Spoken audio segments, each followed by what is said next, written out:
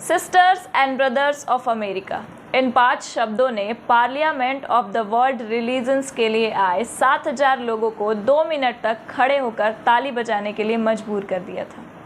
इन तालियों की गूंज आज भी सबके दिलों में स्वामी विवेकानंद के ज्ञान और आदर्श की गवाही है। हेलो फ्रेंड्स, एक बार फिर मैं हूं आपके साथ प्रगति और स्वागत करती हूं आप सभी का। तो दोस्तों, आज हम बात करेंगे वही स्वामी विवेकानंद की जिन्होंने अंग्रेजों की जंजीरों में बंधे हिंदुस्तान के युवाओं को कहा था कि उठो, जागो और तब तक मत रुको जब तक अपने लक्ष्य को हासिल मत कर लो।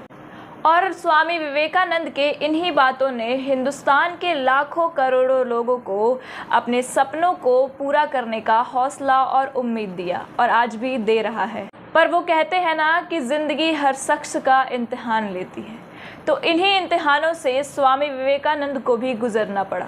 आपको बता दें कि उन्होंने दर दर की ठोकरें खाई, लोगों के ताने सुने, भूखे प्यासे रहे, पर इस सब दर्द को भी सहकर अपने मन और अपने दिमाग पर काबू किया। आखिर क्या थी स्वामी विवेकानंद की कहानी और उनका संघर्ष, आज आपको इस वीडियो में बताते हैं। सबसे पहले स्टार्ट करेंगे द बिगिनिंग। 12 जनवरी 1863 यानी कि 1863 में भारत की धरती पर जन्म हुआ स्वामी विवेकानंद जैसे महापुरुष का, जिन्होंने हमारे भारत की धरती को, हमारे हिंदुत्व को, हमारे वेदों पुराणों की खुशबू को आसमान तक पहुंचाया था। स्वामी विवेकानंद जैसे महापुरुष का जन्म कलकत्ता के बंगाली परिवार में हुआ। बचपन में उनका नाम नरेंद्र रखा गया। आपको बता दें कि बचपन से ही स्वामी विवेकानंद जैसे महापुरुष को आध्यात्मिकता से काफ़ी लगाव रहा, जिसकी वजह था उनका परिवार। लेकिन उन्हें अमीरी, गरीबी और मुस्लिम हिंदू का भेद समझ ही नहीं आया। अब बात करेंगे स्वामी विवेकानंद द्वारा की गई शिक्षा और आध्यात्मिकता के संघर्ष की। सन 1871 में 8 साल की उम्र में स्वामी विवेकानंद ने मेट्रोपॉलिटन इंस्टीट्यूशन में पढ़ाई करने के लिए दाखिला लिया।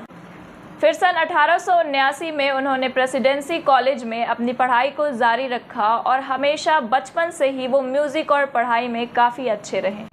स्वामी विवेकानंद को उन्हें हर जगह उन्हें समझाने वाले लोग ही मिले, जैसे कि मेट्रोपॉलिटन इंस्टीट्यूशन में उन्हें ईश्वर चंद्र विद्यासागर उनके गुरु के रूप में मिले। आपको बता दें कि ईश्वर चंद्र विद्यासागर वही हैं जिन्होंने विधवाओं को दूसरी शादी करने की आज़ादी दिलाई थी। स्वामी विवेकानंद को पढ़ाई के साथ साथ अध्यात्म को लेकर जितने भी सवाल थे, इसका जवाब उन्हें श्री रामकृष्ण परमहंस उनके गुरु द्वारा मिला। जब स्वामी विवेकानंद ने अपने गुरु श्री रामकृष्ण से पूछा कि आपने भगवान को देखा है, तो श्री रामकृष्ण ने जवाब में विवेकानंद को बताया कि हाँ, मैंने भगवान को वैसे ही देखा है जैसे मैं तुम्हें देख रहा हूँ, लेकिन फ़र्क सिर्फ इतना ही है कि मैंने भगवान को गहरे अर्थों में देखा है। जिससे श्री रामकृष्ण ने स्वामी विवेकानंद को भी भगवान से मिला दिया। लेकिन कहते हैं ना कि विश्वास टूटने में देर नहीं लगती। फिर क्या हुआ कि 1884 यानी कि 1884 में भगवान ने स्वामी विवेकानंद से उनके पिता को छीन लिया और उनके जीवन में अंधेरा ही कर दिया। अब हम बात करेंगे स्वामी विवेकानंद के जीवन में आध्यात्मिकता की जागृति की। दूसरों का दुख समझना इतना आसान नहीं है जब तक आप खुद उस दुख से गुजर न जाओ। अपने पिता के गुजरने के बाद स्वामी विवेकानंद को ये एहसास हुआ कि गरीबी क्या होती है, ठोकर खाना क्या होता है। इन सब के बीच में उन्हें ये चीज़ मालूम पड़ गई कि इस दुनिया में गरीब और लाचार लोगों की कोई जगह नहीं है। इन सब के बीच में स्वामी विवेकानंद के गुरु श्री रामकृष्ण परमहंस ने उन्हें सहारा दिया और स्वामी विवेकानंद के ईश्वर के प्रति टूटते हुए विश्वास को और मजबूत किया। आपको बता दें कि स्वामी विवेकानंद ने भगवान से अपने दुखों के हल के बजाय उनसे विवेक और वैराग्य की मांग की, यानी कि उनसे दुनिया के मोह माया से परे हटने की मांग की। तभी से स्वामी विवेकानंद की आध्यात्मिकता की जागरूकता की शुरुआत हुई। दोस्तों, आपको बता दें कि इन सब के बीच में स्वामी विवेकानंद के जीवन में एक और मोड़ आया जब उनके गुरु 16 अगस्त 1886 को इस दुनिया को छोड़कर चले गए। स्वामी विवेकानंद अपने आप को बिल्कुल अकेला समझने लगे। फिर उन्हें एहसास हुआ कि उनके सिर पर उनके साथ साथ गुरु के शिष्यों की भी जिम्मेदारी है।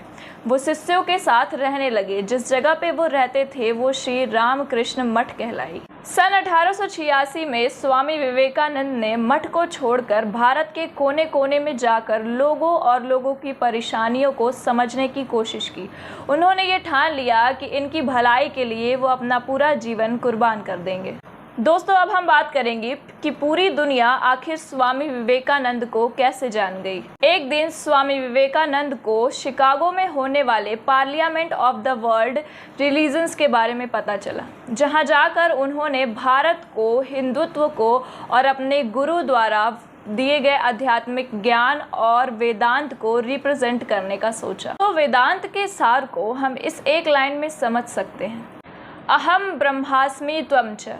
इसका मतलब है कि भगवान और इंसान एक ही हैं। जैसे हिंदू, मुस्लिम, क्रिश्चियन इन सब धर्मों में भगवान को ढूंढते हैं, लेकिन जैन और बुद्ध धर्म में अपने अंदर छिपे हुए सच को ढूंढते हैं। माना जाता है कि जब आप अपने अंदर छिपे हुए सच को ढूंढते हैं तो आप भगवान को ढूंढते हैं। जब आपको अपने अंदर छिपा हुआ सच मिल जाता है तो आपको भगवान मिल जाते हैं। 31 मई 1893 को स्वामी विवेकानंद शिकागो के लिए निकले। आपको बता दें कि इसी दिन स्वामी विवेकानंद को नरेंद्र से स्वामी विवेकानंद का नाम मिला। इस नाम को खेतरी के महाराज अजीत सिंह ने स्वामी विवेकानंद को दिया था। इसका संस्कृत में अर्थ होता है विवेक मतलब ज्ञान और आनंद मतलब खुश। आपको बता दें कि इस नाम से पहले स्वामी विवेकानंद अपने आप को सच्चिदानंद करके बुलाते थे। 11 सितंबर 1893 में पार्लियामेंट ऑफ रिलीजन्स के मंच पर स्वामी विवेकानंद ने अपनी स्पीच दी।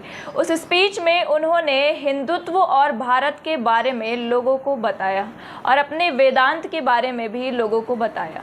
इस स्पीच के बाद भी स्वामी विवेकानंद रुके नहीं। अगले 4 सालों तक उन्होंने यूएस और यूके में अपनी स्पीच दी और लोगों को वेदांत के प्रति जागरूक किया। आपको बता दें कि इसी दौरान स्वामी विवेकानंद ने वेदांत सोसाइटी ऑफ न्यूयॉर्क की स्थापना करी। स्वामी विवेकानंद ने 1 मई 1897 को बेलूर माटी के पास रामकृष्ण मिशन की शुरुआत करी, जिसका एक उद्देश्य था कि लोगों को कर्म योग के आदर्शों के साथ जीना सिखाना। ऐसे में 39 वर्ष की उम्र में उन्हें ये खबर आई कि उन्हें अस्थमा हो गया है। देखते ही देखते उनकी तबीयत काफ़ी खराब होने लगी और 4 जुलाई 1902 को स्वामी विवेकानंद इस दुनिया को छोड़कर चले गए। पीछे छोड़ गए तो उनके द्वारा सिखाए गए आदर्श जो आज भी लोगों के दिलों में जिंदा है। मैं आशा करती हूँ कि स्वामी विवेकानंद की ये कहानी आपको काफ़ी जागरूक करती होगी। तो ऐसे ही कहानी को सुनने के लिए हमारे साथ हमारे चैनल खबर लवर पे जुड़े रहें। धन्यवाद।